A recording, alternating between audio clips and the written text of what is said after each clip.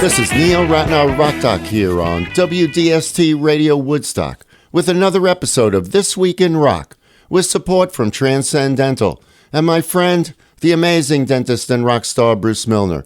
Visit Transcendental, his stunning new office at 2 Maverick Road on the corner of Maverick Road and Route 375. On March 7th, 1975, David Bowie released the album Young Americans. A departure from the glam rock style of previous albums, the record showcased Bowie's interest in soul and R&B. David was one of the first white artists of the era to overtly engage with newly emerging black musical styles. And as Bowie relates, his interest in R&B had developed well before making this album. I think it would be extremely pompous for any rock artist to say that black music probably wasn't the mattress from where all other forms of popular music spring from. And I indeed felt this,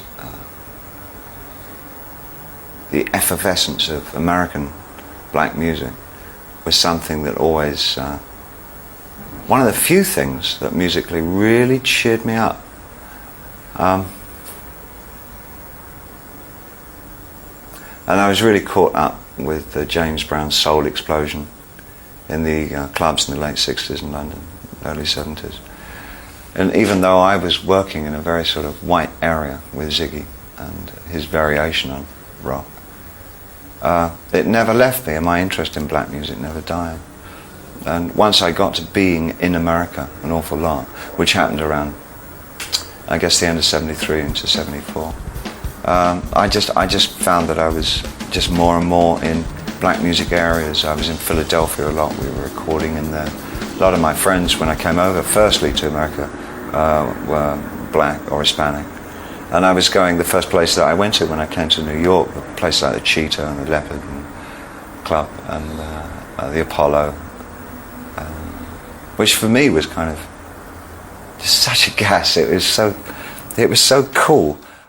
Bowie had met funk guitarist Carlos Alomar, an Apollo Theater session musician who had played with James Brown, Chuck Berry, and Wilson Pickett. Because Live at the Apollo by Brown was one of David's favorite albums, meeting a musician who had performed at the Apollo held significant meaning for him.